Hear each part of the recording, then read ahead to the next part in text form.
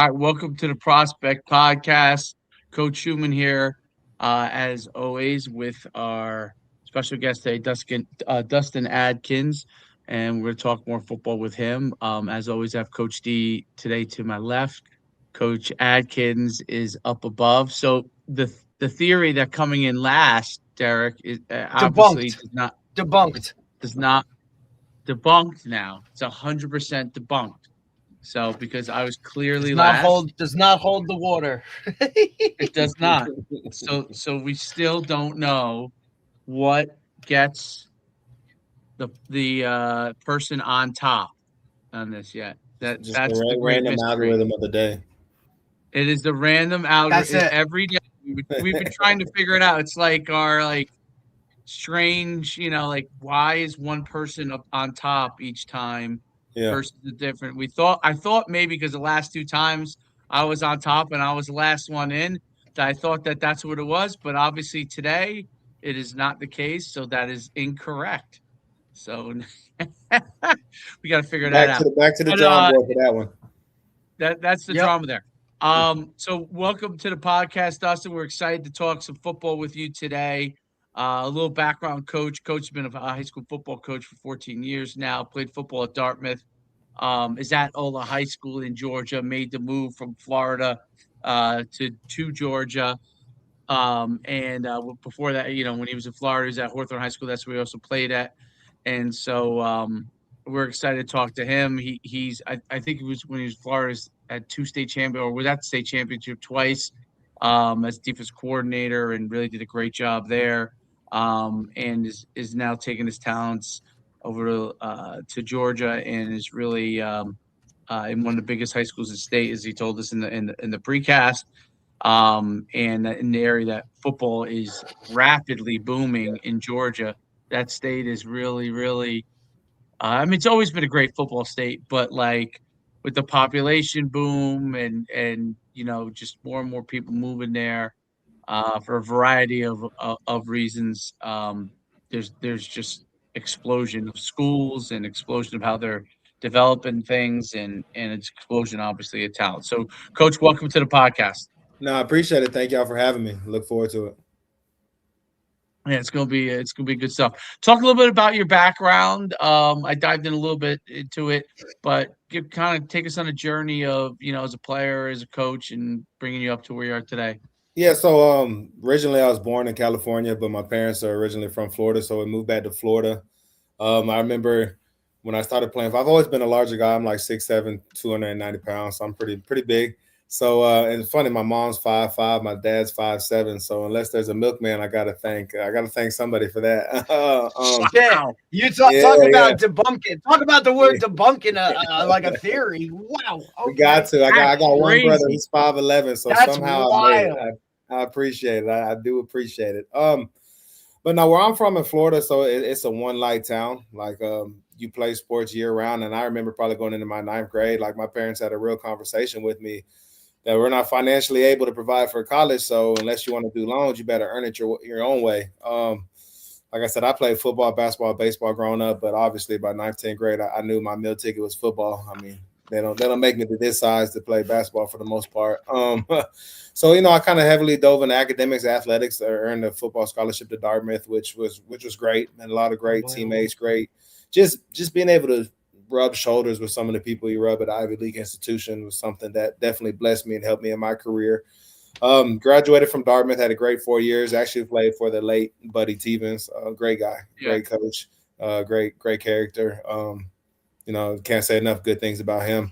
But when I graduated, I thought my football career was done. I went started working for Edward Jones as a financial advisor.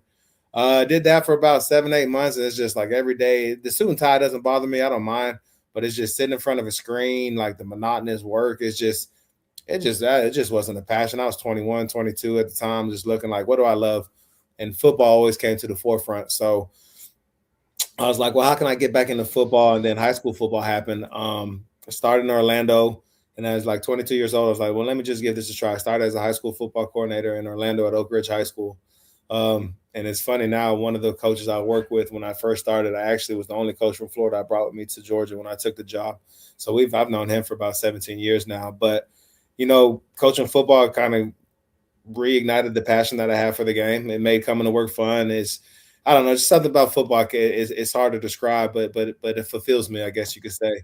So I did that for 4 years in Orlando, 5 years in Orlando. Then I went to Tampa for 2 more years. So after that, I went back to my alma mater, Hawthorne, as the athletic director, defensive coordinator. The head coach at the time was my high school teammate, who was the University of Florida legend, Cornelius Ingram. He played tight end for them. He played basketball well. Played with Tebow. He was on the basketball team when they had Corey Brewer and them. They won the 2 national championships, and was also on the football team with Derek Harvey, Percy Harvin, and all of them. So, he's one of my good friends. But he was actually my high school teammate too. So he took the head job at our alma mater. I went back there for him, was the athletic director. And we had a good 7-year run. Football-wise, my last 4 years, we made the state championship, won the last 2. And in addition to just football, we won an additional 3 championships in basketball, boys and girls. So we won 5 total state championships in a 7-year run. And it's actually funny because at the end of our last one, the last 2 years we finished undefeated, 25-0. I love coaching, but I was ready for the next chapter. So I had a lot of interviews with athletic director jobs across the country for private. Like I said, I was athletic director for 7 years, private institutions, and the OLA job came up. And I briefly dabbled in Georgia, looked into it before when I was younger, but I was never really pursued it. I knew a buddy of mine that came from Florida that worked in Georgia, and he kind of gave him good praise for OLA. I looked up their roster, they've been open since 2006. They never won a playoff game at the time. They've been to the playoffs, and they had a good mixture of young talent and a little bit of senior leadership coming back.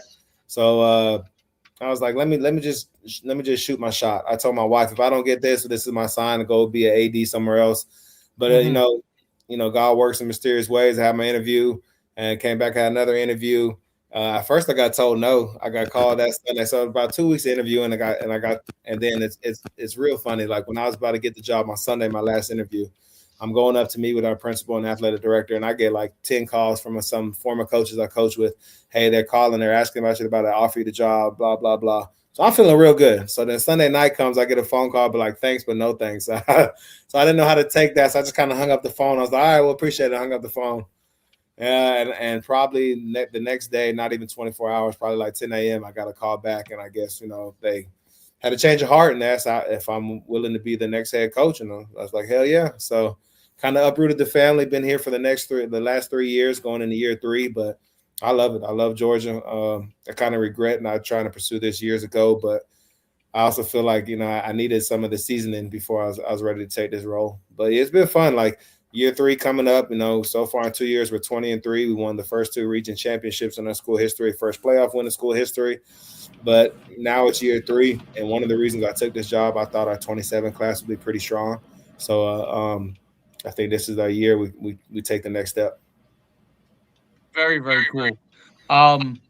What was it like, going from, somewhere you're used to, you grew up in that area, and then coming to a new place, taking over a program, like OLA? What was it? What was it for you? What were some of the things challenges you had to feel like you had to overcome doing that? Well, I think with being at my alma mater and being with our staff that we were together for 7 years, the continuity and then just the overall makeup of our staff, I think going on your own is, there's always going to be outside doubters. Can you win on your own? Were you just successful because the staff you were on, you have what it takes to succeed? And even though I was the athletic director, which basically the head coach of all sports, it's still, can you be the head coach of football? So, but I think some of the things, as far as being a head coach, you obviously got to deal with parents, got to deal with the media. That wasn't something that was new to me. Being an athletic director, I dealt with parents and media all the time. Yeah, so you deal with that stuff more so than coaches deal with. Yeah, 100%. So that wasn't an issue. I just think the biggest thing was having the right system in place. When I toured the facility, I saw some of the coaches on campus that I kept on my staff. Knowing I'll be able to bring one of my good close friends that I've been working with for 17 years to Florida, in Florida to Georgia was another big thing. And honestly, I met the community. I talked to some parents, talked to some players, and I felt the hunger was here. We just had to take the next step and really just accountability, structuring our program the right way, making sure we instill our values. Like I'm kind of old school. I'm a tough coach. I'm not really the best in the praising people. I'll tell them good job, I guess. But I'm more so if we're watching film, like I don't care if we had an 80-yard touchdown, we call zone right and my left guard step left. Like we're gonna harp on that. And it's just, getting the familiarity. Like, again, I'm not the easiest to please. Like, I wanted to be perfect, and I know we'll never be perfect. So it's just constantly striving for, I guess, a mark that we'll never be able to achieve. That's always been something I've done as a player and a coach, and just having our kids meet our expectations, which they've done a tremendous job, kind of has allowed us to be a little bit successful, and we're getting there. There's no doubt. I mean, obviously you had a great run so far. A lot of success pretty early on. Was there a lot of things that you had to change when you came in there? What were some of the things that you had to do from that standpoint? We kind of just revamped what we did on the defense. Like I've Okay. always been a defensive guy. Honestly, I would never talk about other people's systems or what they have in place, but I just feel with what we had for player wise, like we could match it better to our scheme. And I think part of being a good coach, like it's easy in college to like. I'm not gonna say it's easy in college. I don't mean that at all, but it's easier in college to coach because you're always bringing in kids to fit your scheme. I feel like in high school, no doubt. In high school, some of the best coaches, you have to adapt your scheme to your players. Like in year one, I had 3 or 4 DBs that were great in man coverage. So year one, we're probably 95% man, straight man coverage, one high safety. That it is what it is. If you could beat it, you could beat it. But now this past year, I graduated some of my corners and we're more of a zone heavy team. So me personally being from Florida, if I could play man every play, I probably will. Yeah, that's that Florida mentality. That cat on cat coverage, man. Like that's just what it is. It's just you're on an island. Like I tell them all the time, if you want to go to college at corner, put on film that you could play man and you could tackle, and they'll recruit you all day. Yep, no doubt. And so so just being able to and having a staff that buys in and understand we tweak stuff every week. Again, sometimes it's easy when you're at a school, you have 30, 40 D1s, like your toss right looks different than another school's toss right. Like sometimes your Jimmys and Joes are just better. So I think when you're at programs that are not perennial powers, if you can adapt your strategy to fit your players and make that mesh happen, you do a pretty good job. So that's what we try to do on a yearly, not only on a yearly basis, like going into the season, but on a weekly basis. How can we put our structure and our game plan into what our athletes do best? And I think that's helped us. Yeah, I think it's something, Coach, too, that a lot of guys, we talked to a bunch of guys on here, and, the ones that are more successful are the ones that have sustained winning, right? Like those are the guys that are not, they have a system, but they're not hell bent on, we have to do it this, we have to do this, right? They adapt to kind of what they have, especially when you're talking high school football, in a public school setting where you get what you get, and you have to constantly evaluate and kind of, look at certain things, and that might not be your wheelhouse or your familiarity with what kind of works best for that group of kids. And like you said, like every year the roster changes, irregardless of the same. It might be the same kids that, hey, these juniors are becoming seniors, but teams change, kids develop, right? Especially at the high school level, you might have that sophomore that never saw the field that now all of a sudden, hits a growth spurt or works really hard, gets a lot better, and now all of a sudden he's a two-way player for you, and you had to 100%. Find a way to kind of go do that. And we've seen that those are the best kind of coaches that have the most success. How hard is it? One of the things that I always talk about when guys go into a new program or they take over something new is getting those other assistants and how they formulate that staff, right? So holdovers or guys you bring with you, right? Now, to me, like you always want to bring that one soldier with you that's like your guy, right? Like he's going to pound the pavement. He's going to sign off on everything you say, right? Because when you have holdovers, a lot of those guys, especially if it's, if it didn't go down well, right, like the transition with others, they don't play nice, right? And they kind of have that pulse of the team, and those kids kind of either go one way or the other. You're always going to have guys that are all in or guys that are kind of on the fence, and you got to kind of manage that. So how do you, kind of when you go into a new place, like you have some of those holdovers, how do you get those guys to buy in? No, you're 100% right, man, because I've been on staffs where, like, they haven't gotten along, and that I'm big on that. Like, if we bicker and fight as a staff, like we're always going to have disagreements. That's the competitive moments. It is. But like I tell my staff, we're going to do that in the office away from the kids, because if the kids see any type of 100%. animosity, they're going to play both sides, play the fence. So honestly, when I came in, I met one-on-one with every coach that was on campus or was a community coach that was in the program, and we just sat and talked. And I let them know my expectations, what I plan on doing, where I plan to put my hands on for year one in the program. And then kind of just had listen to them where their mindset was. And, I tried, other than the one my guy brought from Florida, I try to retain everybody on staff that was here. Because just like you said, one of the main things is some of these guys are great in the community. And you know how it goes nowadays, word of mouth matters. Like, if someone bad mouths you, they're going to try to pull your kids to the next school. So, having that guy in the community to kind of bridge the gap was something that I value. But me with most of the coaches, they were open to me. They were willing. I think they just wanted to coach, honestly. Like, not saying that former staff didn't let them coach, but sometimes that's amazing. But sometimes like, just because you're a linebacker coach, you still have a say. Like, you don't have to be the defensive coordinator or the head coach. Like, I'm big on like coach. Like, I've been on places where I've been micromanaged. I've also been on places where they gave me free reins. Yeah. So that's kind of my thing. Like, we meet as a staff on Sundays, and I just let them know, like, hey, this is the game plan, these are the expectations. But I also let them know, hey, you have a schedule on the Indy time. I shouldn't have to be over your shoulder watching your Indy time. We're all well-versed coaches.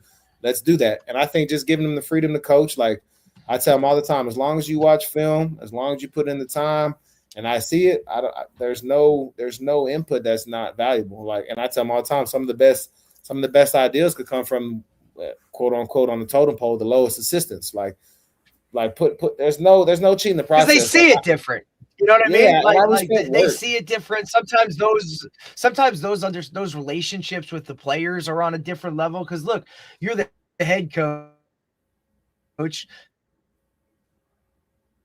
6-7 things to you because you're the head coach. You know what I mean? So to develop those relationships as a position coach, you have more of that one-on-one, or more, you're just on a kind of a different level. I'm not saying that as the head coach you don't have those relationships with others, but with those guys, but there's just something about your room or your position group, or just whatever level you're coaching, that now you can bring things back to the head coach, that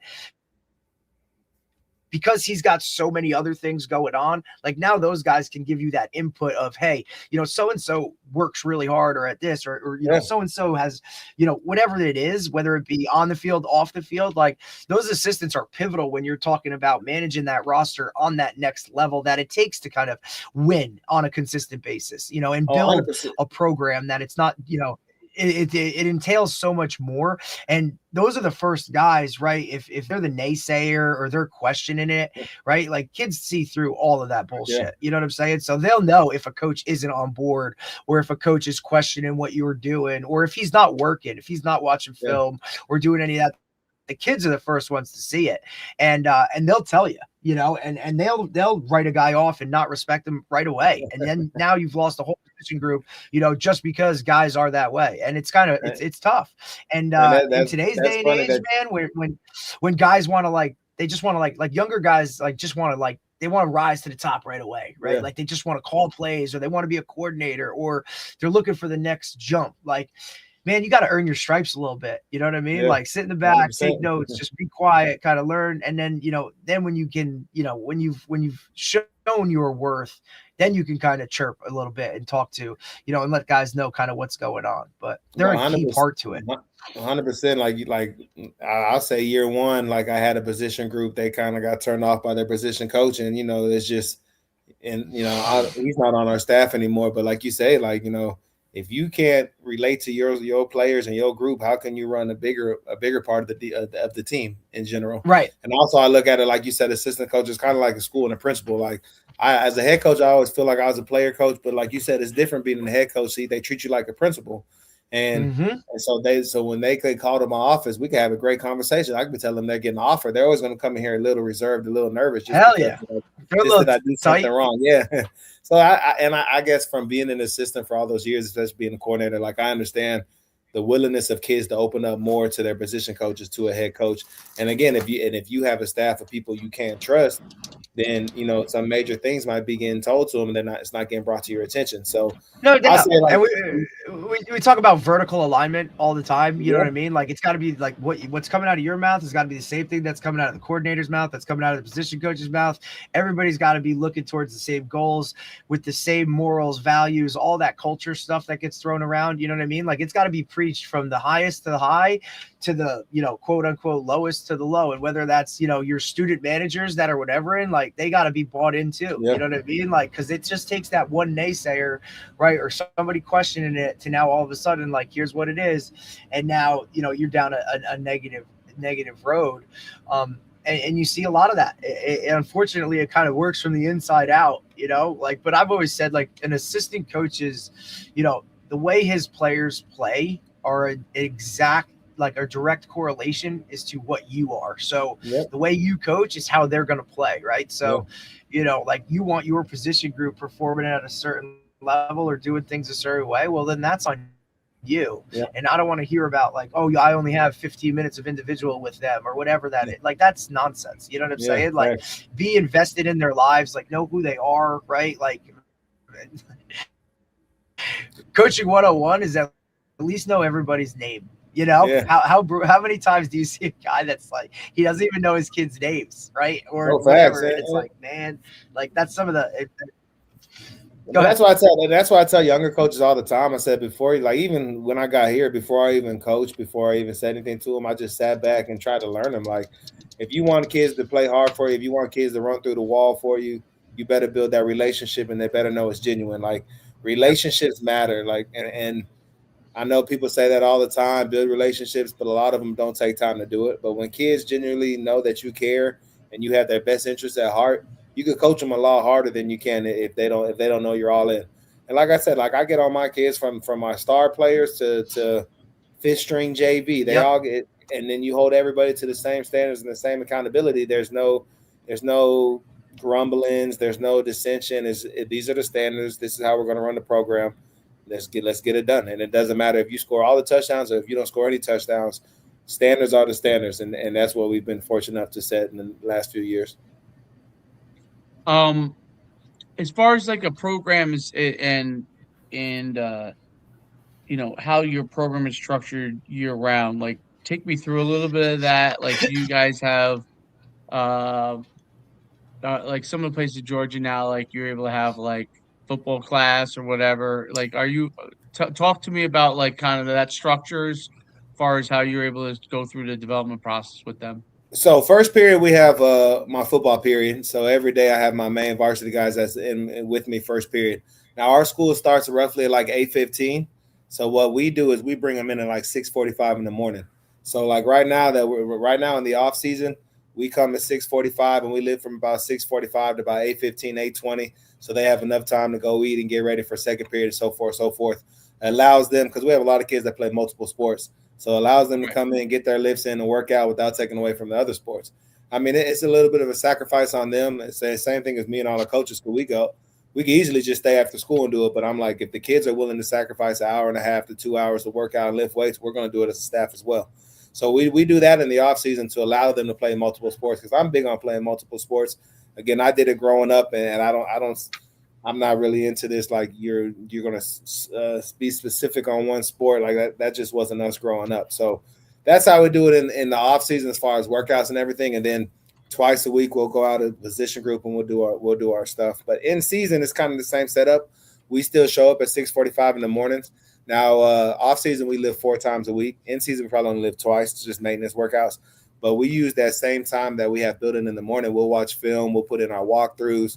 If we need to do something on the field with no helmets or anything, like, that's what we use the mornings for. So then when we come in the afternoon, we practice about 3:30 to about 5:45, 6 o'clock. So now we're hitting the ground running. There's no install period. There's no explaining. We do all that in the morning. So we kind of almost like 2-a-days without being 2-a-days. We allow ourselves about an hour and a half, 2 hours in the morning. In season is more watching film, preparing, installation. Off season is more lifting weights, doing the therapy and stuff like that. Interesting. And as far, like, you have your own strength and conditioning coach that's separate? I got my my strength and conditioning coach, actually my D-line coach. He played at Georgia State and he's been doing it for a while. He just does it for football, but he's ran other programs as well, but he does it just for us. Yes, sir. That's cool.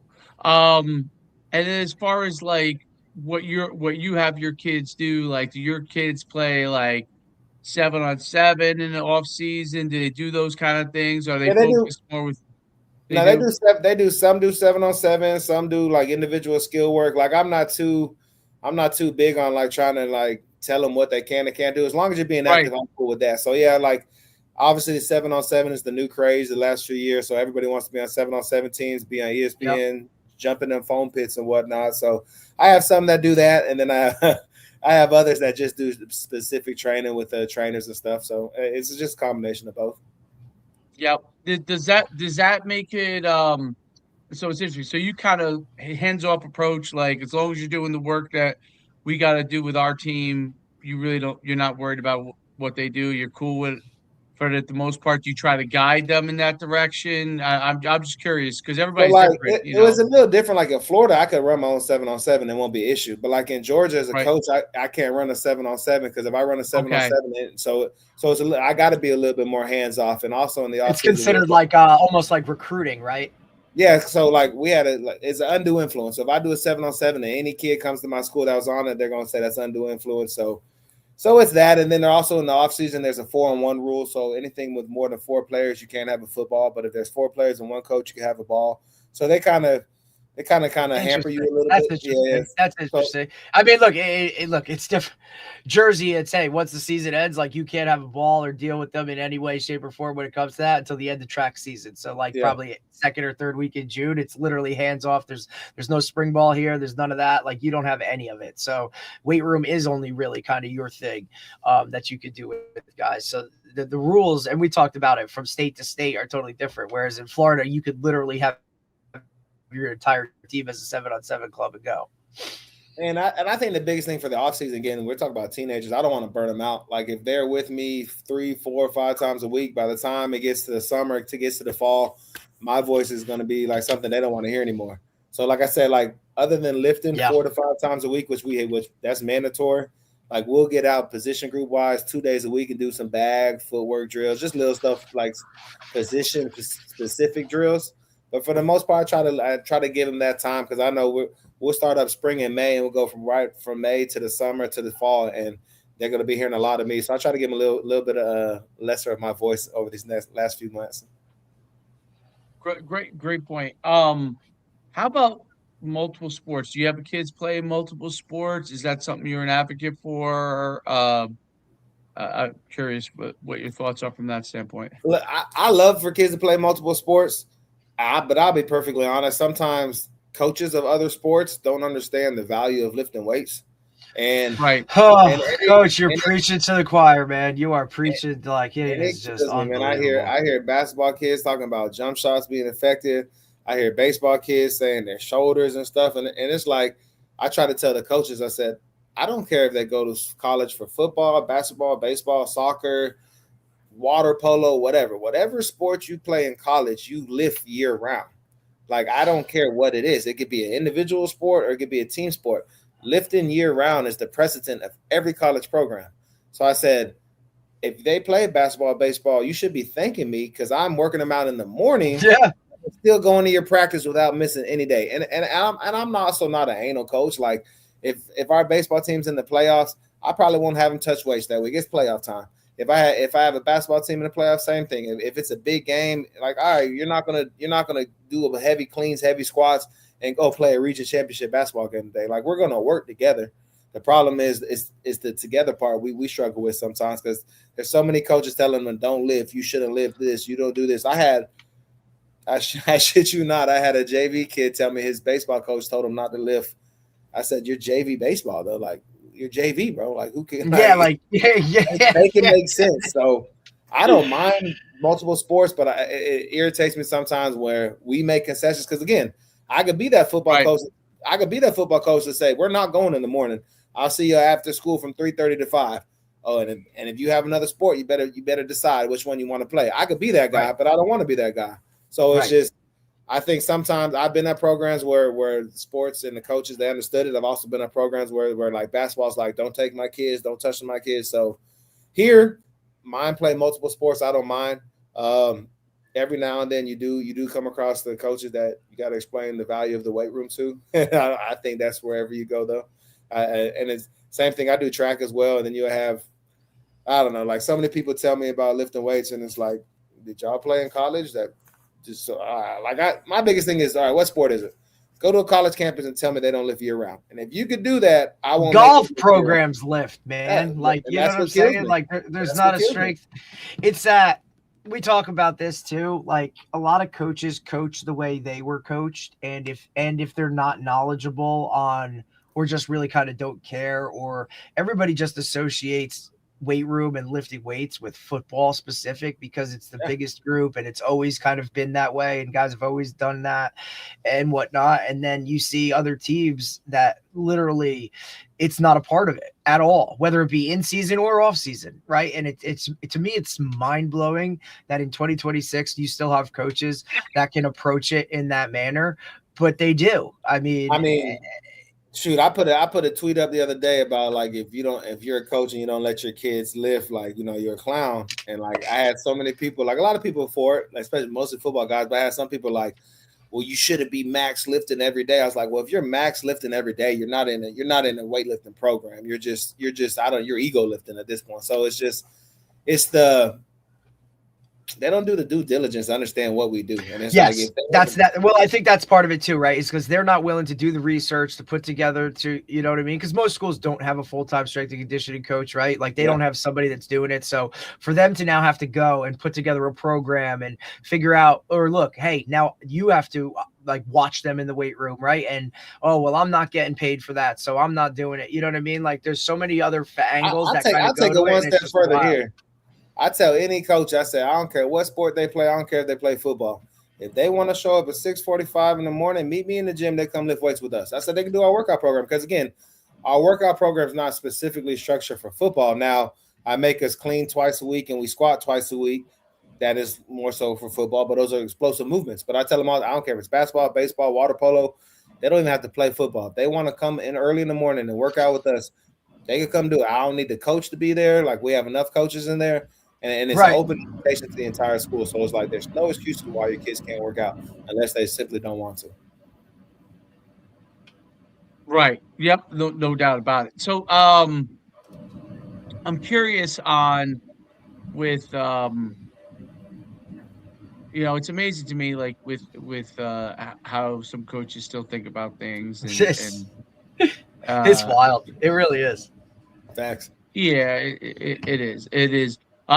Football coaches have been dealing with that from when I started coaching in the early 2000s. So dealing that forever with other sports and the way they battle with it. And it's funny because I seen like this guy I can't remember who it was. I saw the thing, but guy was a really good basketball coach at the high school level, and he would go and his own kid, you know, when they get out of a basketball game, I think it was a girl, they would get out of a basketball game, they would go and lift because he would, after the game, because he was like, hey, this is the only time we're going to be able to lift these times when you have 2 games a week to go right after your game, because then you're going to have a practice and then you have another game, right? Yeah.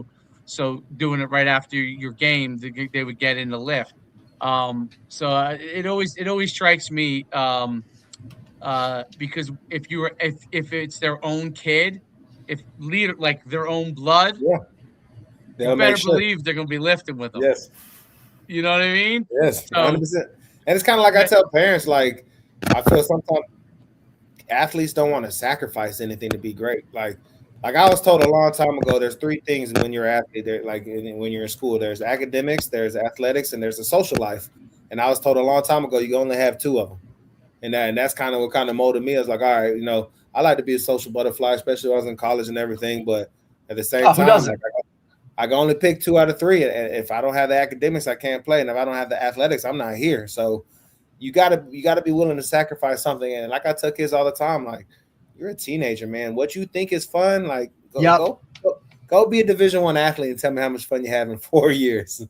Hell yeah. I mean, and especially, you have a unique perspective when you're talking the highest level of academics as well as athletics. You know what I mean? Like, so it was twofold. So that balancing act and prioritizing of, hey man, like, we're not going to go like to the party because I got to study, right? And if I don't do this, especially, you know what I mean? Like where you were at, I mean, you're talking the highest academic standards, in the country for the most part. So to understand that, right? And look, we also understand it and we were a part of it. We did it. Everybody this age, that middle school, high school, like being cool is the only thing that matters, right? Like nobody wants to not sit at the cool table in the lunchroom. And yeah, we understand it's hard and you want to fit in and all of those other kind of things. But but if your actions align with the goals that you want, like you're gonna have to make some sacrifices and you're gonna miss out on some of that, and there's gonna be a lot of people that are gonna bust you for it, right, and talk at you and whatever and say certain things. But who you are character wise and develop and mature, like that's gonna show us even more so that you're ready for that next level, or it's not just ability that goes into playing at the next level. You know what I mean? Like there's so many other intangibles that go into it, and the sacrifices, they're real. Like, because being a college athlete, man, like the love of that game or the love of like what that game can do for you, like there's a big difference. You know what I'm saying? Sure. Like there's a huge difference. I tell mine all the time, the first 2 weeks of college at like 7 o'clock, I would have both hands on the sink looking in the mirror saying, yes, did you really sign up for this? Did you really sign up for this? Is this what we're doing? Everybody has that moment where you're just like, what am I doing? Right? Like I thought I was ready, but this sure as hell isn't. You know what I'm saying? And then look, you can look at your roommate and say the same shit. He's doing the same damn thing going, what are we doing? Like, you just have those conversations. You try to prepare them as much for that as possible. You know what I mean? Like I almost oversell it. You know what I'm saying? Because every program is different. When you get through that's the other part. Well, that's ultimately what gets you really kind of you look back after, and it's kind of what ends up helping you get in every facet of life.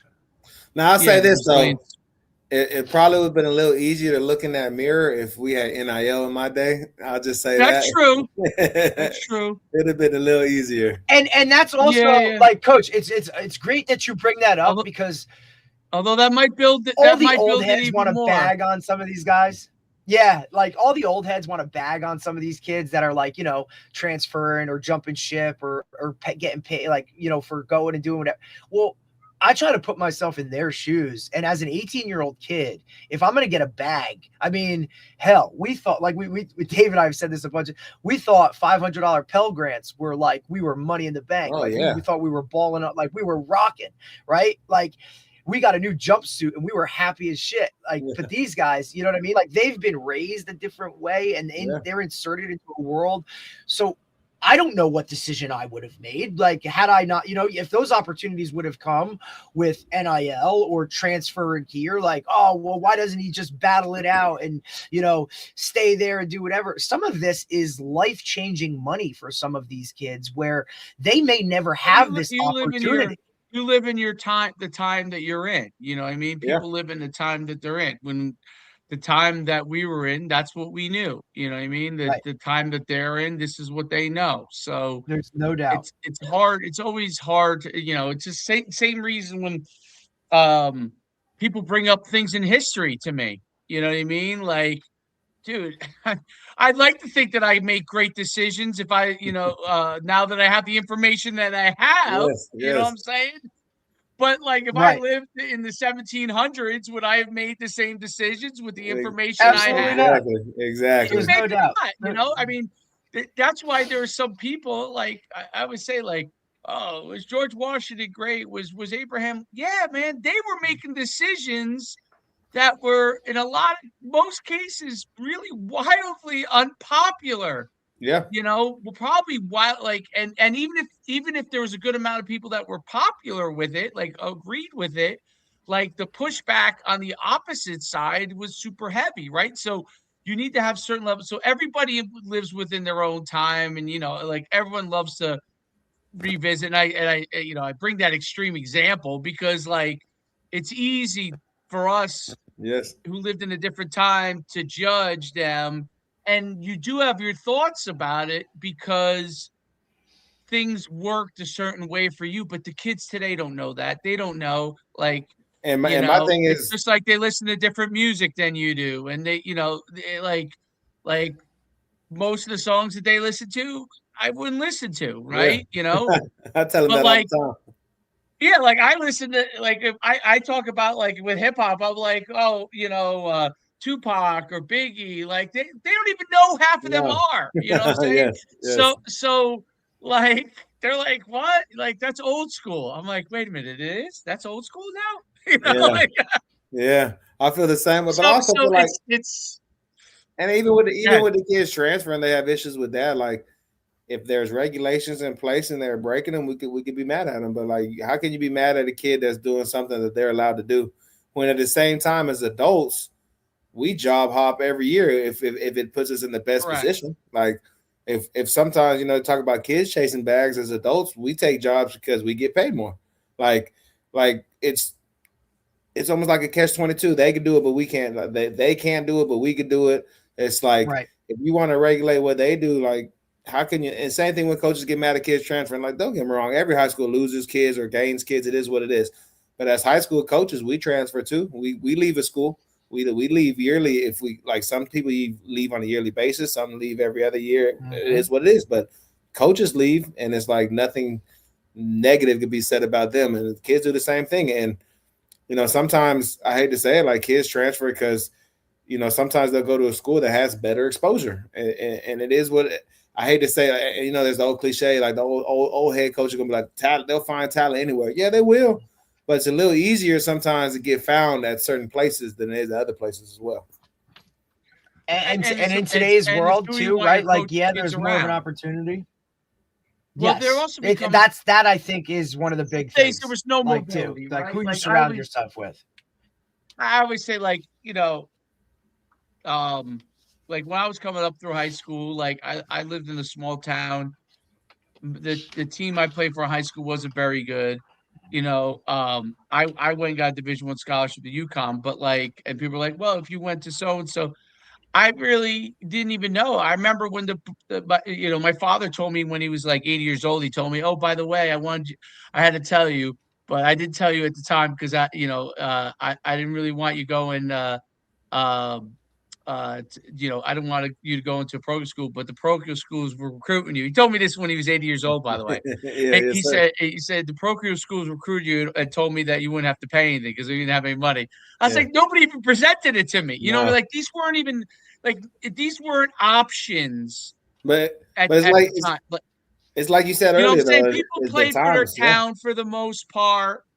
Like that's just how I it think was, right? With social media now, though, too, there's more visibility on things. Like, our eyes have been open to a lot of things, whereas back in the day, like, Dustin, you only knew, your area of Florida, right? For the most part. Like, Dave, we only knew northern New Jersey or the state of New Jersey. Now, like, the national presence or just knowing of that stuff, being more aware with social media and with how things are, like, guys now, like, they see more things and they now have, like, their eyes open to it. Whereas back in the day, that wasn't it. You just kind of knew your little pocket, and that was kind of it. You were really good for your little high school or youth team or whatever, and that was kind of it. Now these guys, like I said, you're traveling all over the place, right? Like, you get your little cut up. That's it. I mean, but look, even like when we were like, Rivals was just becoming a thing when I was, you know what I mean? Like when I was coming up through it. And but now it's everybody is ranked. Everybody is this, everybody, this star, that star, even schools themselves, like with the way that college football is structured with conferences. I mean, you're talking the Big Ten that used to be a geographical type of conference. You're going to play Oregon or USC, right? Like, I mean, guys recruit on different levels now, and yes, they'll find you, but you're talking about, we're splitting hairs. And if you can give your kid a little bit more exposure by like sending him somewhere else or him going somewhere else. And like Dave said, it's the attraction to be around those like-minded kids, right? Because public school, high school team, man, like you might have one kid that's going to play at the next level. And you know what? The rest of them could really kind of care less about that. They just want to be a part of it, or they've always done it. You go to like, you know, some of the private schools or some of these other like high-end schools that are like where guys have, you know, gone other places. Every kid wants to be that. Every kid wants to get better. And you don't have to tell guys to get to the weight room because they're going to like, you have to almost tell them not to show up sometimes because they're so over the bar, right? Like, so I think that too, being surrounded by it is big. The key is to know where your kid is at when he's getting ready to go and the relationships you've built, right? So where he's at that stage when he's getting ready to go to high school, like, you know, maybe this place is a great fit for him. You know, the coaches, we know them, we have a relationship. They do it the right way. They have a good track record. And then, you have to know that. I mean, I think that's important. That part has changed, but I think it's important for you to do the things that are necessary to be successful. So wherever it is you go and play, like whatever it is you decide to choose, it's for most kids that want to just be a great high school football player. You know what I mean? Okay, like probably the place you're at is probably the best situation. Because people know you. And then if you're above that, then, you know, hey, go talk to the coach, man. Like, go up and visit you, like have a conversation, because parents don't realize that coaches don't want parents in their office every day. But when the kid's coming up, like you do want to know the kid, and you do want to know who's coming up and what you might be dealing with, right? It's surprises aren't a great thing, you know. So you do want to have some understanding of who it is, and you know, I always say like now you guys probably do it a lot more, you know, interacting relationship wise with as many of the groups that you have. I would say like in New Jersey, at least, I think it's like a lost art form with high school, like public school coaches. I'm like, man, you should go down to your middle school and have a meeting with those kids. Like, well, that's good. That's a nice transition, Dave, because I was going to ask that. I was going to ask Coach. When you like, you know, when you got to Georgia, right? Especially a guy out of state, right? Like, who is this guy coming in that's now going to be our coach, right? How did you kind of like, you know, did you go, right? I'm sure you did, but did you go and form those relationships with the youth programs? How does it work in Georgia? Is the middle school, is it a middle school program that now becomes the high school program, right? So, how did you build those bonds and whatnot, especially being an out-of-state guy? Because that's how you build it, right? Like I watched Coach Schumann, when we took over a program, go to every middle school within district, whether it was public, private, charter school, whether there had been a kid that played at the high school or had never, a kid that had never played. I watched him go and meet with every single student population in that middle school to kind of just tell us that we're here and this is what it's all about, right? So how did you kind of handle that, Coach?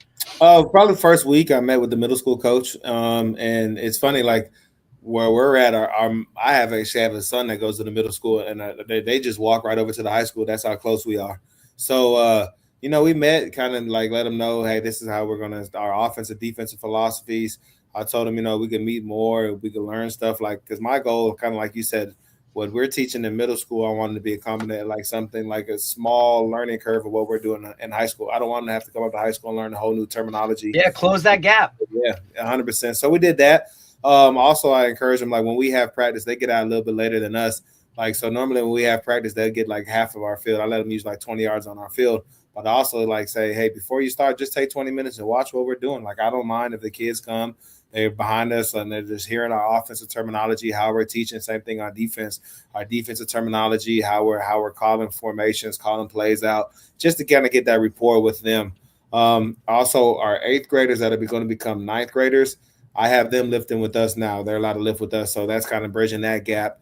And I also meet with the middle school parents twice a year, the beginning of the year, and then closer to spring football, just trying to let them know, hey, because a lot of times it's a little bit of a culture shock coming from middle school to high school, it's just football. And I just tell them, like, the biggest thing I think is, like, some of the best middle school football players is like 140-pound running back. Great for middle school.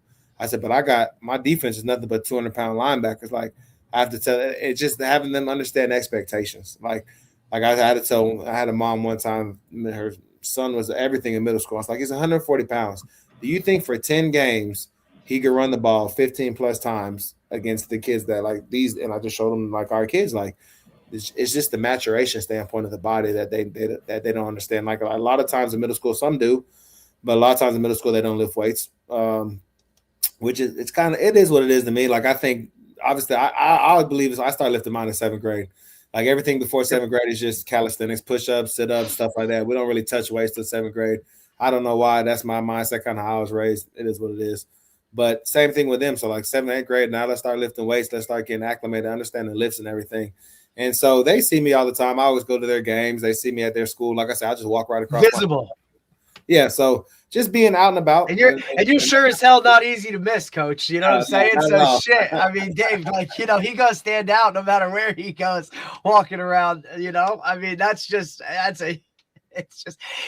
we discuss it a bunch, right? When it comes to youth and middle school and all that stuff, right? Like, every one of us knew a guy that we played in middle school that was unbelievable. And then when we got to high school, you're like, where is this guy? Right? Because he either just hit puberty sooner, or the maturation process, it wasn't for him, it wasn't for that, right? So you have tons of those guys within the system itself, and it's really hard for parents and the kid, right, to kind of understand that, it's like you're questioning, is he good, or is it just because he hit puberty sooner, right? And he's bigger, faster, stronger. Whereas some of those kids get pissed now in high school when the kid that you used to throw around and beat up at practice is now all of a sudden kicking your ass in one-on-ones, and he's starting over you. Like, well, like, hey man, like, this is part of it. Like, figure it out and kind of go, right? It'd be nice to have all of you be really, really good at a young age and do whatever, but that's life. That's it. That's just not how it works. No, there's no doubt about it. I think that getting them working out with you early is great, man. That's a great thing. Early is great. I think those are big things. They get a jump start on learning your system. That's a big deal. That also helps you retain them.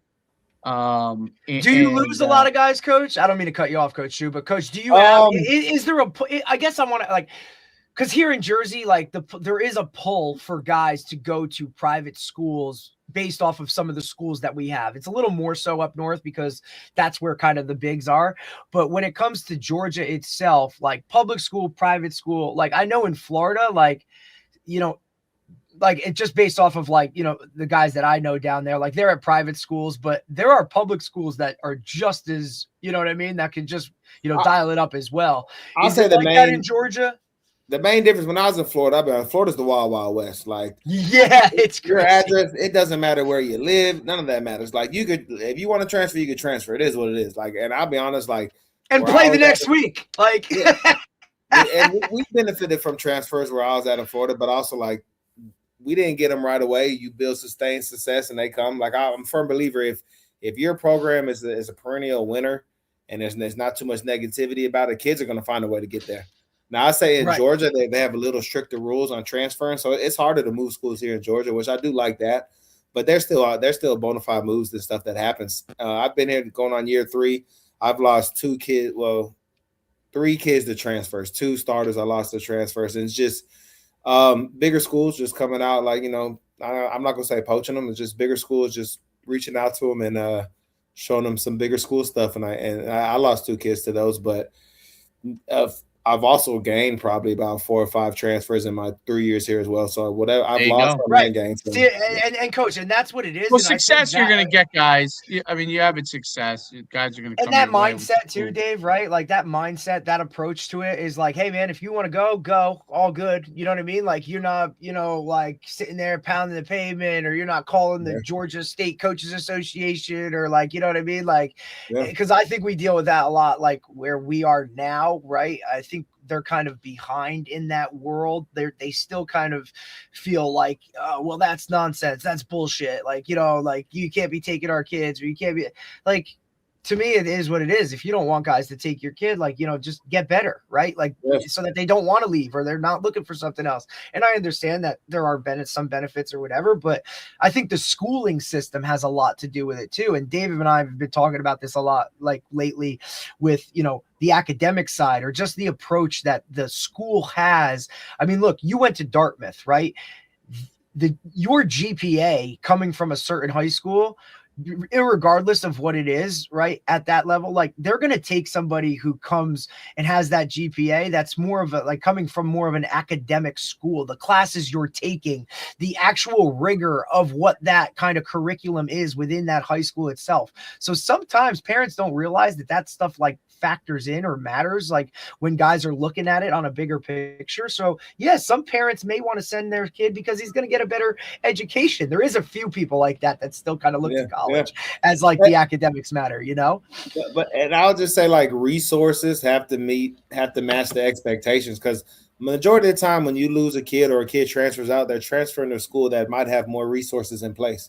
So it's like, you want to, as a school and administration, you might want to be a perennial powerhouse, this and this. Well, are the resources in place to make us a perennial powerhouse? Because we're losing kids to perennial powers because they have X, Y, and Z resources that we don't have. So it's like the resources also have to match the expectations of the administration as well. It's a great point. We lost kids at our last program that Dave and I were at together because it was, COVID, and they were going back in person and we weren't. Yeah. Like it was something, you know what I mean? Like stuff like that you're constantly dealing with. And I think the eyes down with how, the transfer portal works in college, right? Like these high school kids look at that and they're like, oh, well, we can do that too. Or that's kind of like what it is. That's what it's supposed to be. Or that's kind of how it goes and whatnot. And I don't know if that's true for every state, but there's definitely some places like Florida. I mean, you're right. Because that shit is wild. Like guys that are playing one week and then the next week they're quarterbacking another team. Like it's just, you just go into it. It's craziness. I coached against a kid in Florida. He was a quarterback for one high school. He played baseball for another high school. And I think he played basketball for a third high school in the same year. And he was getting homeschooled the whole time. Yeah. Oh, wow. That's wild. And he's a Division I college quarterback right now. I'm not gonna say his name, but he's a Division I college quarterback. That's wild. So gotta love it. I mean, look, Mike Smith, Mike deals with it, Dave. He talks about it all the time. I'm curious for you and your team. What do you think is, so you gotten to a certain point, right? Guys have had a lot of success. You're trying to take the kind of the next step. What do you think is some of the keys for you to be able to continue to take that next step and then continue to sustain as well from a program standpoint? Honestly, expectations. Like my thing is, good programs are led by coaches. Great programs are led by players. So I think the first 2 years, anytime a coach takes over, is more of the coaches instilling the program, instilling the standards, the structure. Now, year 3, year 4, I want to see it more player-driven, player-led. Like it should be something where I'm always going to bark. That's just me. But it should be something where I don't have to bark as much. Like they're holding people up to the standards. And also, I think like there's no excuses. It's year 3. Most of my kids are going to be 2-3 year starters. I have year probably 3 the most years. Division I athletes ever in the school. I anticipate having this year. It's honestly just find a way to get it done. Like we're familiar with the offensive scheme, we're familiar with the defensive scheme. Like our identity's always been playing some physical football, always being defensive minded, but we're about 50-50 run pass. Just I think last year we lost 2 games by 1 score or less. So the little details matter. And that's the biggest thing this offseason is the little details, because that's what ended up costing us the games a few times this year. A 5-yard penalty in the second quarter cost us a game because the ramifications of what that play led to, it's just a snowfall effect. So we're really focusing on the little things this offseason, doing everything right, making sure like we're dotting all our I's, crossing all our T's. We're always going to be physical. We're always going to be smash mouth. That's not going to change. And I think kind of where I was at in Florida, like after a while, like it doesn't matter what you graduate what's behind them, understands the expectations, and they want to live up to the standard that's been established in the program. So I think to be successful this year, obviously got to stay healthy, and that's key for smaller schools. I think one of the main things for high school, like we don't go from, like, some schools go from 1A to 1B on the depth chart. We go from 1 to 4. Like, and they don't understand that. Like, if you get one injury, that could throw off your whole season. So staying healthy will be big for us this year. But like I said, our goal is they always say if you're a good football program. How many on your roster, Coach? How many on your roster? 9 through 12?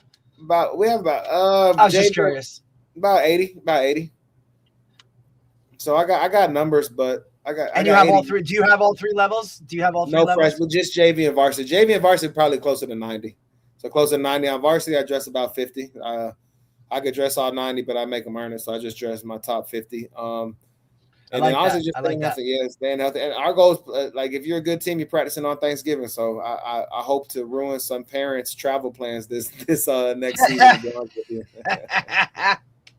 I always said that you could tell a good program when they put out that preseason poster with the dates of your games and all the schedule on it. If it says at the bottom, like, here in Jersey a certain week, it's like either if it says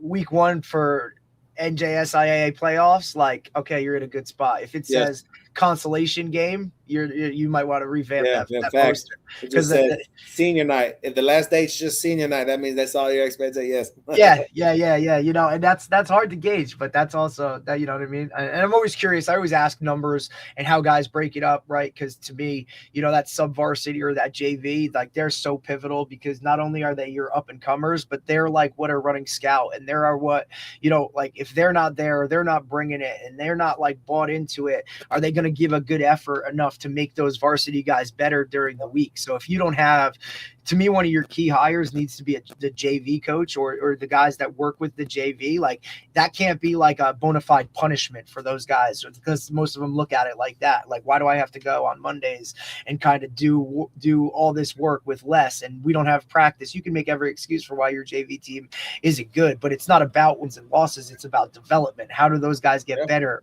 or finding the next guy, or maybe you find a diamond in the rough and now he can go and play specials on Friday night and kind of spell a guy or do something like that. So you got to build from there up. It's always interesting to me, because, like, the freshman aspect of it, right? Like, is there a reason that you don't have a freshman, or is it just because that's just kind of the nature of the beast, or kind of how a lot of teams in our county don't have a freshman team? So majority of them have and then honestly, if we have real good freshmen, they're probably on JV, and every now and then they'll be on varsity. So to me, JV is essentially like our freshmen. We call it a little like Froshmore almost. You know what I mean? 100%. And now what I do, like, we have a 6-quarter rule. So I have kids that could play, like, if they're going to give me, like you said, 4 quarters of special teams on Friday, I'll play the first half of the JV game. Or if it's a kid that might have a blowout on Friday, you'll play the whole JV game. Then you get a quarter or 2 on Friday. So that kind of helps as well. Like, allow some, and then that's a good way to build kids' confidence that I need. No doubt. The role players for varsity. You don't need to be a main guy, but hey, I need you to be a special team warrior. So let's build your confidence in the first and second quarter of a JV game. So now tomorrow you're ready to go. So kind of use that to our advantage. Yes, sir. Yeah, no doubt. I couldn't agree more. Couldn't agree more. Yeah, it's big, but a lot of guys, it's like, well, I'm playing JV. It's like, well, you're developing, buddy. Or maybe you're, I know you can play receiver, but I need to see if you can cover somebody, or I need to see you in a different position, or we're thinking about maybe doing this, or, using you here or whatnot. And to me, it's just such a benefit. And I don't think a lot of guys really pay attention to that aspect of it, or they just maybe might not gauge how important that really is. Because look, high school football, sophomore year, if you're not a varsity guy, like, that year is brutal. Like, you know what I'm saying? Like, you're literally a tackling dummy for the most part, right? And you're just kind of trying to figure out a way to survive. And it's, hey, we're playing JV, but it's, and look, every state is kind of structured different. But for us, we play our JV games on Monday after the varsity game, right? So the varsity game's on Friday night, we play the following Monday. And, like, a lot of those guys, if they didn't see time on Friday night, want to know, like, well, why am I not? And now I'm missing practice to go play this and do whatever. Like, the structure of it's a little different, but there's no doubt how important that development is for those guys. It's that catch-up year, right? Of, hey, man, you finally hit puberty, right? So you're putting on weight now, and now we're going to see how you really kind of go and develop, and you can get get an understanding of the offense even more so because, as a sophomore, you ain't getting those reps. So you might still not know those plays. You know what I'm saying? So now let's go and see if you can execute it and learn them and kind of go. And I thought you made a great point about the development piece because it's like, again, a lot of them, I have a great running back. I have a senior running back that's a 4-star, has pretty much every offer in the nation. Now I have probably a legit 3 to 4 decent running backs, but I've used JV to show what other positions can you play? Because I had to tell one kid, I was like, all right, say we run the ball 35 times a game. I have a 4-star kid who has Ohio State, Oregon, Texas. Out of 35 carries, how many think he should get as a head coach? And if it's less than 20, they're gonna fire me. So go ahead and tell me what you. So then we break it down it's like, are you really doing all this work for a possible 1 to 2 carries in the game, or do you want to really play? Again, he's going to graduate. Then it's going to be your time. But while you're waiting for your time, let's make an impact on the field. So, and that's what JV kind of shows. Like you said, what can they play? And it's funny because I remember JV my first year. I had a kid that played safety. I was like, you hit people, but I don't know about your hips. I convinced him finally to play DN, and now he'll be a senior for me. 6'3", 230, has 12 offers. Sometimes it's seeing people see him move and just like you said, plug and play and see what they work best. Right. Absolutely, no doubt about it. No doubt. My final question is your leadership style. What would you say is kind of your leadership style of with your team, and kind of how do you approach that part of it from your end? Shoot, I hate to say it, I'm kind of a dictatorship. I ain't gonna lie. Is that how you were coached? I guess how I hold myself personally to a standard, that's how I expect everybody to be done. So it's there's never going to be anybody if we pull up huddle time, our film time, no one's ever going to beat me. Player, coaches, that's just I'm crazy like that. I wake up at 2 a.m. to watch some film just if I feel like someone's going to get an advantage on me. So I hold myself to a high standard, and at the same time I hold my kids to a high standard. So I like to say I'm a player coach, but I guess the older I get, I'm more so not so much more so of a player coach. I'm kind of a disciplinarian on them.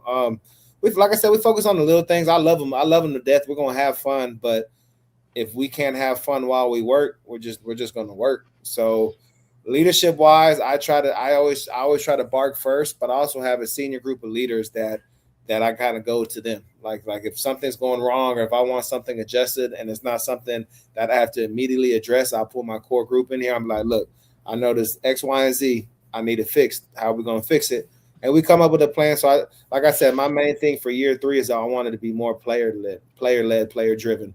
So I'm putting a lot on the players this offseason to see how they can handle it. Because, again, me and my staff, we can always go behind and bark, yell, and be that person. But if we got to bark and yell every single day, eventually our message gets diluted. So I want the kids to take more of an ownership this year.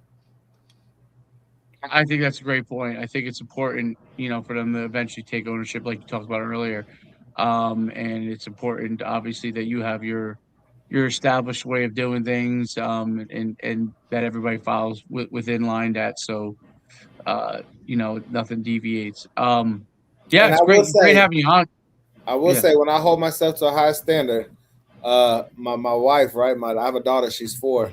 And she was due to be born the day of our state championship game in Florida. This is the first one we won. And my wife's like, what are you going to do? I was like, I'll meet you in the hospital afterwards. And luckily she held out. But I was committed to coaching in the game and not being at the birth. I don't know if I still have a ring on my finger if that happened. But which ring? You'd have to choose. Hey, which ring am I choosing? Right? I would have a ring for sure. That's a tough. It's funny though. That whole week, she's like, "Are you serious?" I was like, "Well, hopefully, I just need you to hold it in for another day or two." But I don't think I'm missing this one. I'd have been to 2 in a row. The one the year before we lost on the last 2 seconds by 1 point. I said, "We're winning this year." I said, "I am not missing this damn game." I was like, "Hey, you better hold it. You better have that baby in the bleachers." But everything worked out there. It was pretty good. Oh, I'm glad for your sake that did not happen. I'm glad for your sake, because this call might have been a call where you were living at a different location. Yeah, 100% there. Maybe temporarily, not permanently, but maybe temporarily. I'll be back. I gotta get out the doghouse first. Yeah, that's it. Oh man, it's been great having you on, Coach. Twitter's probably the best way if any other coaches ever wanted to interact with you. Tell us where they can reach you and any coach anybody ever wanted to reach out to you. Coach Atkins D on Twitter. I'm on Twitter. I'm on Facebook. Dustin Atkins. The easiest way is Twitter. It has my bio, has my number on there, email address as well. But yeah, I love to link with coaches. Just talk football. We're a small union across the nation, so anytime we can talk football, I'm all for it. Sounds great, dude. Coach. Great having you on. Much continued success. You're building something great. And then, if you ever want to come on again, let us know. We'll have you on. Yeah, no, definitely, man. It's been a blast. I appreciate you. Thanks, Coach. All right. Appreciate your time. Thank y'all, man. Y'all have a good one. Have a great day. You Take too. care. Great, good job. Georgia, man. Really good guy. Georgia takes care of their coaches, man. Oh yeah. Oh, there's no doubt about that. I mean shoot. You're talking, and we talked about it a little bit before you hopped on too. Like where he was at in Florida, athletic director, coaching this sport, that sport, right? Like literally wearing every hat you could possibly think of and getting paid like trash, right? And that's teaching and coaching. Now he makes this move to Georgia and he's like, man, like it's just not even close. Like money wise, teaching, just like overall schedule of like, and he's like, and I'm only the head coach. You know what I'm saying? So the way that certain states are valuing coaches, right? Like kind of the right way, it's unbelievable. Oh, there's no doubt. I mean, George is doing a great job with that. Really changing the way that works. So there, and then Florida's trying to figure it out now. I saw. So well, they passed some legislation, but I mean, that's like so long. Like, you know what I mean? Like, yeah, right, yeah, exactly. Because there's so and I think that the other thing I thought I saw was that they're now allowing booster clubs to pay parents directly or to pay coaches directly. That was one of the things that I saw. That was kind of how they're getting. That's how they're getting around it, I guess. So could you imagine, like, you're at, I don't know, you're St. Thomas Aquinas and you want to go get a different coach? Like, you just go pay him? Like with some of these private schools that have, whatever as an endowment or whoever, like, donates money. And that guy just says, hey, I want the high school team to have the best high school coach, like to have the best high school coach. So here you go. Like, write him a check. Yeah, that's the part that I find wild. Interesting. I don't, it's like an NIL deal for coaches, kind of. Yeah, well, it's wild. Which maybe, yeah. I mean, so you could probably technically get paid whatever you want. Yeah. Who sets that whatever market? You could command. Whatever you could command. Right. So literally, that's what I mean. Like, who sets that? Like, oh well, this guy's, he wins state titles. Market. There isn't. Yeah. Just the market, man. Just the market. I guess you could look at certain states and kind of the overall, but I mean, look, you're going to be able to compare California and Texas high school coaches compared to, a New Jersey state coach. Like, come on, bro. Like, you could put a teaching salary on top of it and it still won't be close for some of these places. Yeah. Yeah. I mean, that's probably how, I'm guessing, that's how I would do. I would look at a state, right, and say, hey, this is kind of the same size. If you're a public, right, or whatever it is, like, hey, this is the same size type of school. This guy, his record is comparable to what mine has been here or what I've done at certain places, and this is what I want done. Yeah, I think that's what's going to happen. I don't know if it's that. No doubt. Good. I don't know if it's that like a Don Bosco or Bergen Catholic, I would guess that a sponsor, booster probably helps a little bit out with whatever they're paying the head coach. So I'm sure it's going on. Yeah, I'm sure. We just don't know. Shit. I mean, I cool. Don't, right. I mean, if there's an arms race and there's no parameters, that's Cold War. That's probably what's going to happen. And by the way, I have to talk to you briefly after this because we have an issue. So, great. It's a fun one. It's a fun one. It's a joyous one. Is it a tournament issue? Yep. Oh, So joy. almost got it solved already, Oh. but just wanted to see if you had any ideas, just in case what I think might solve it doesn't solve it. So Okay. All right. So great job today. I will Good see. stuff. Are we back tomorrow? Who we got tomorrow? Tomorrow we have Monty Sparkman, who's a strength and conditioning guy. So it'll be good to talk to him. All right. Cool. I look forward to it. We're getting back some football coaches, which is good. Yep. He is at he's a simply faster guy, you know what I'm saying?